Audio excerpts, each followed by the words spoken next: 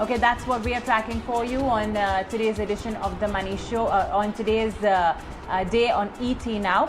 Let's now kickstart the Money Show and welcome on the show Harshvardhan Roongta. He joins us now to talk about our very first topic. Harsh, hi, good evening, and thank you so much for taking our time and joining us. How does an individual's financial profile change on hitting 60, Harsh? That's the topic that we want to talk about today. And let's start off with that question. How do things change? Incomes change, expenses as well, of course, change, and they'll probably change every half a decade. So how does the overall profile of an individual change? Good evening, Mubina. Now, you hit on absolutely correctly when you said that retirement is only an event and not the destination. So there is a lot that will need to be done and incorporating this event which has taken place. So, and this is a very life-changing event in an individual's life. So while during his entire working life, you've been talking about accumulating money so that there will come a time when you're going to retire and your active income will stop and you're going to be dependent possibly on this corpus which you've accumulated up to age 60. So post 60, if we notice, one, of course, there is going to be a lot of emotional changes in a person's life, but that's, of course, not what we're talking about. We will focus on the financial aspects. First and foremost, of course, as obvious, the income, the active income, the productive income is going to stop. So you are going to completely rely upon a corpus that you've created and the returns that that corpus generates for the rest of your life, and that is going to feed you and meet all your monthly expenditure. From an expenses point of view, we've had both sides of experience. So while I talk to a couple of my clients, wherein we've seen the expenses have actually gone down by about a 25% because there's certain liabilities which are no more there. We plan out in such a way that all the EMIs will terminate at the time of retirement. So there is a reduction in the cost to the extent of about 25%. On the other hand, we've also had people who in fact land up spending more because now what is retirement? It's an extended holiday. So when we go on a holiday, we tend to, of course, spend more. So retirement being an extended holiday, now you have time for yourself. You do go out pursuing your hobbies, travel for, vacation purposes, etc.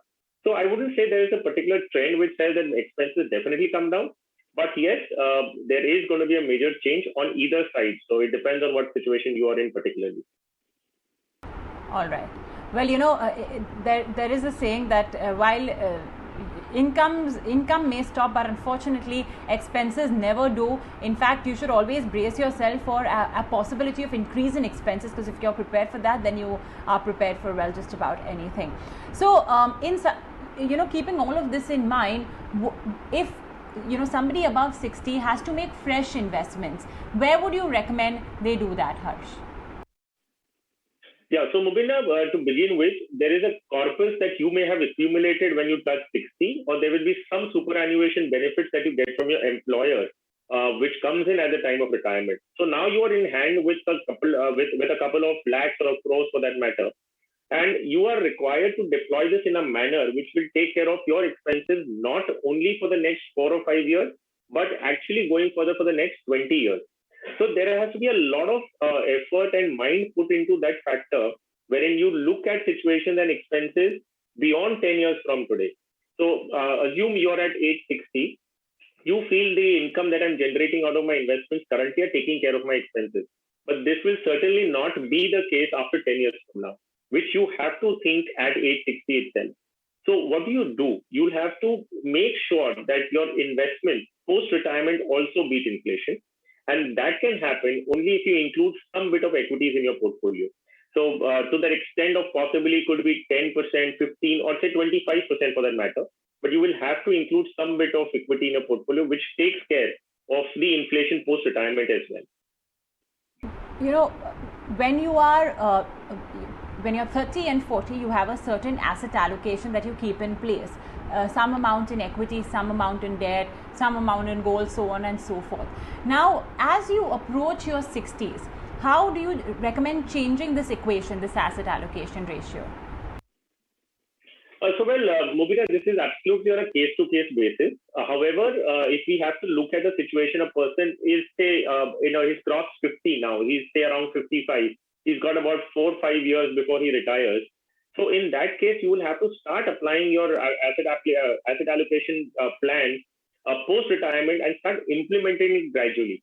Say, for example, if you've decided that post-retirement, you're going to have an exposure of, say, about 25% to equity and 75% to debt, which would have been possibly the other way around in your 30s, 40s, and 50s.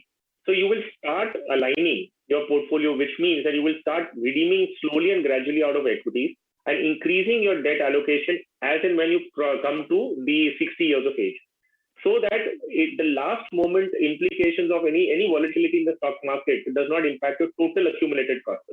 So that gradual process you will have to start probably 3 or 4 years before your retirement.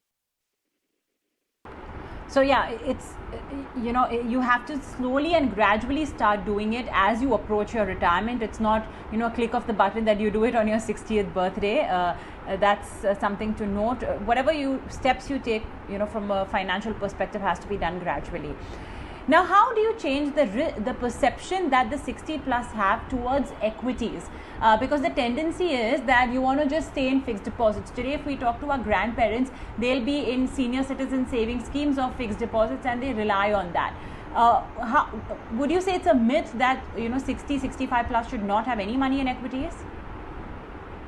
Yes, absolutely. It is a myth. In fact, I just highlighted that there is probably a requirement to have some bit of money into equity. So even if you're not comfortable, you will need to consider a fact that you have to take the exposure only for the purpose that your current expenses are not going to remain the same, and possibly 10 years down the line, your expenses are going to be far more than what your investments are going to generate.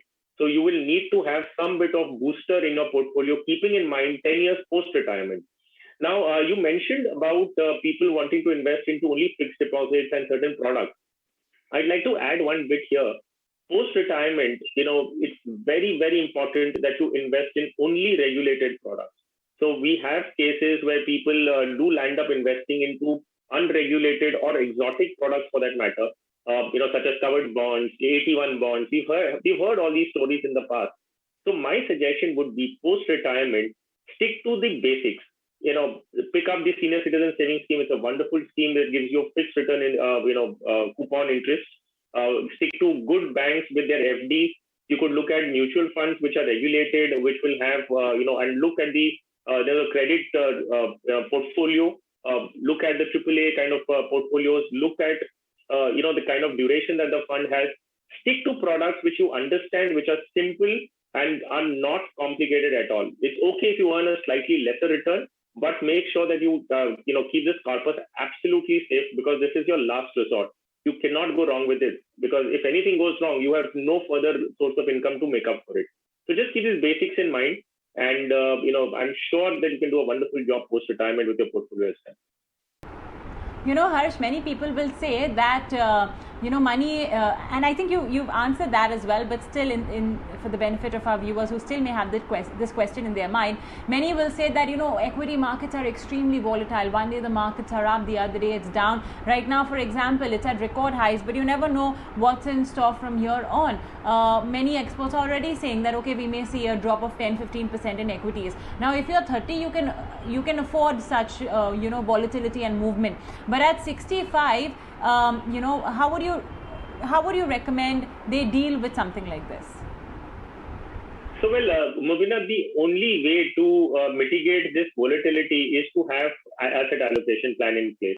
So if you are comfortable in your current cash flows and you foresee that the same cash flow with on a fixed interest product would sustain for the next 5 years for me, then you may possibly have a 10% allocation to equity, which is still bearable in an overall portfolio. If you think that your current cash flows are sufficient, but the expenses are going to go up, you will need to increase equity allocation to say about 20 or 25%. So markets are always going to be volatile. There are always going to be two different views, and it's good that there are two different views, because only then a buy and sell transaction will happen. If everybody thinks markets are only going to go up, nobody will actually sell. So there has to be two different views in the market for a transaction to happen.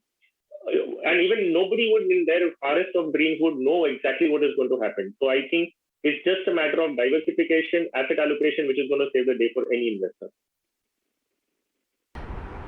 Let's talk about debt now. Many people in their late 50s, early 60s may still have some debt that they are paying down. Ideally, what is the debt you should carry on post your retirement, or should you at all be carrying on any? Of course, sometimes it may not be in your hands. You may have come across some financial hurdles earlier on, because of which you still have debt in your 60s too.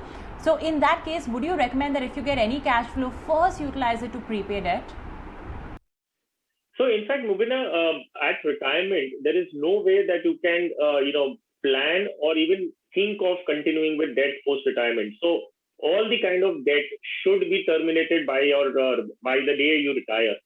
Ideally speaking, you should not carry on any debt, but we know the situations on practical purposes. I mean, there are cases where some kind of loans will be carried forward.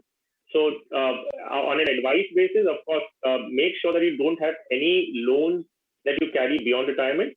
However, if you have to, then of course you have to very carefully plan and make sure that you pay off those loans as fast as possible immediately after retirement. Because if you're going to carry that, I said on one side, expenses are going to go up because of inflation. Your cash flows are going to be restricted. And in that situation, if you have loans carried forward going for the next 7, 8, or 10 years post retirement, you're going to be in a very, very tight cash flow situation. All right, so that's just a basic understanding really of why it's extremely important that you don't carry on with debts at all after retirement. And let's say even if you do happen to, then first your priority should be to ensuring that you have paid down all your loans and debts and you're absolutely debt free. That's extremely important to do. All right, I think let's do one thing now. Let's take on board some questions and queries that we've received from our viewers. Remember, folks, you can connect with us on our email address, themoneyshow@etnow.tv. For now, what we'll do is take on board some questions we've already received. Our first one is coming in from Mr. Dara Singh. He says, I'm 27 and I'm in the Indian Army. My salary is around 1 lakh rupees, and after deductions and government savings schemes, on hand it's approximately 70,000 rupees. Now his savings includes the AGIF deduction of 5,500 and 10,000 rupees in the DSOP fund of the army. Apart from this, I have not started investing anywhere else. I've recently got married and now worried about not having any savings or liquidity of money in hand. Please suggest where all should I start investing so that I'm comfortable when I'm retired. I also want to purchase my own house, so kindly suggest how to go about it. Okay, 70,000 at hand. Because he's in the Indian Army, there are certain deductions and contributions done on his behalf by the government. So that's there. But on his own, he's not really kickstarted any investments. Plus, the one thing on his mind is he wants to purchase a house. Harsh, where would you recommend Mr. Dara Singh start off? Okay, so if you look at it on a holistic basis, he's 27 right now, has a cash flow to the extent of 70,000. There's some deductions which are already taking place. That's the Army Group Insurance. He has it, Defense Services Officers Provident Fund. So those contributions are already going in, and both of these investments are yielding some returns. The DSOP is a PPF of, or rather an EPF of the Defense Services, and it generates a tax-free return again. So a brilliant product from a debt allocation point of view. Now, looking at his being in service right now, his monthly expenses would be pretty low unless he has taken up a lot of expenses. So we have cases where the young officers would go in for high-end cars and have huge EMIs on themselves. So if that is not the case, there is sufficient liquidity which Mr. Dara Singh can deploy for all his requirements. I suggest he break that up into 3 parts.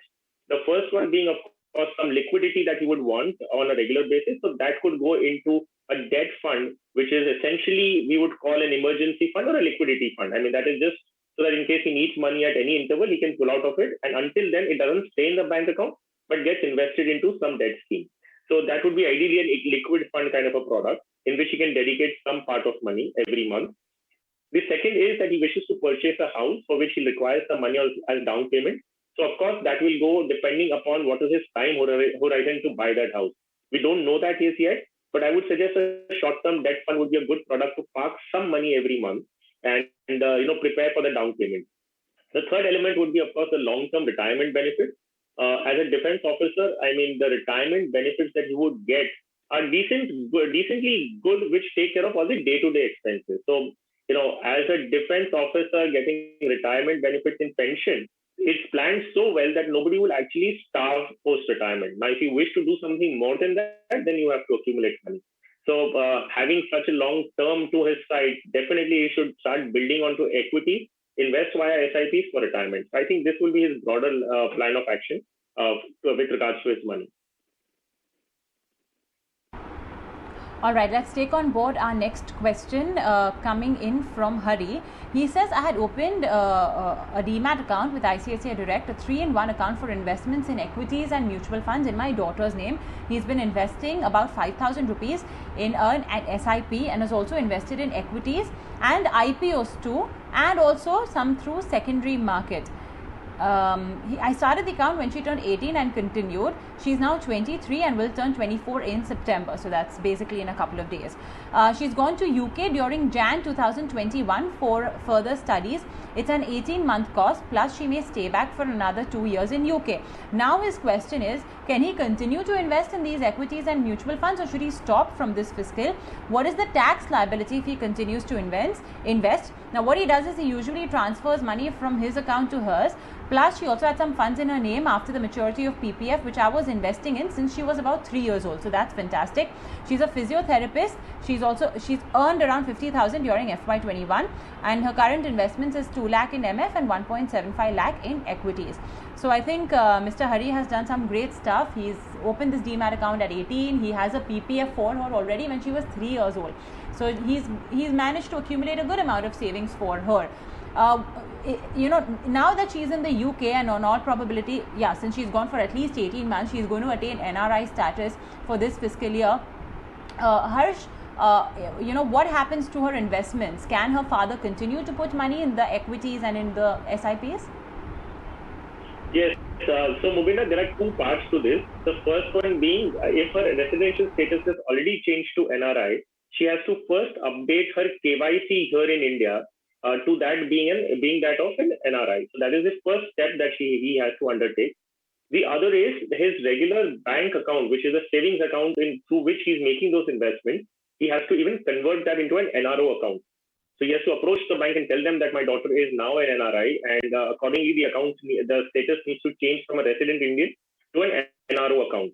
Now, thereafter, the KYC has to be updated, which will happen in all the mutual fund portfolios in the demat account, to say that now she is recognized as an NRI and her KYC is updated.